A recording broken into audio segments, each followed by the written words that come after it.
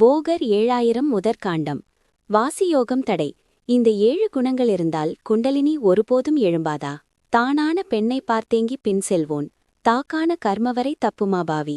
தானான சோகவிகாரம் தான் சோம்பன். துணையான மூத்தோரை தந்தை தாயே.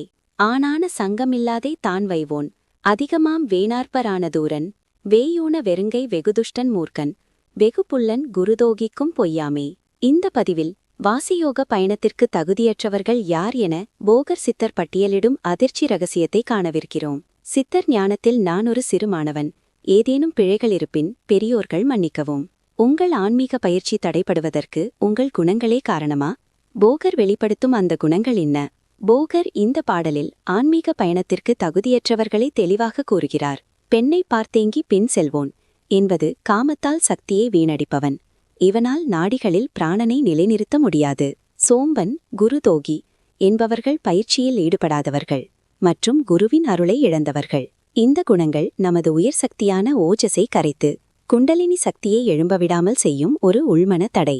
இந்த தடைகளை உடைக்கும் ரகசியங்களை தொடர்ந்தறிய மறக்காமல் சப்ஸ்கிரைப் செய்து லைக் செய்யுங்கள். இப்பாடலில் கூறப்பட்டுள்ள எதிர்மறை குணங்களை காமம், சோம்பல், அகங்காரம், குரு நிந்தனை ஒருவன் களைவதன் மூலம் அவன் தன் சித்தத்தை தூய்மைப்படுத்துகிறான். தூய்மையான சித்தத்தில் மட்டுமே வாசி எனும் பிராணசக்தி நிலைபெறும். இந்த சுய பரிசோதனை ஒருவரை குண்டலினி சக்தியை பாதுகாப்பாக கையாளும் தகுதியுடையவராக மாற்றி இறுதியில் சஞ்சலமற்ற சமாதி நிலைக்கும் பிரபஞ்சத்தோடு ஒன்றிணையும் காயகல்ப நிலைக்கும் அடித்தளமிடுகிறது. குரு நிந்தனை. நன்றி. ஓம் சித்தர்கள் நமக. வாழ்க வளமுடன்.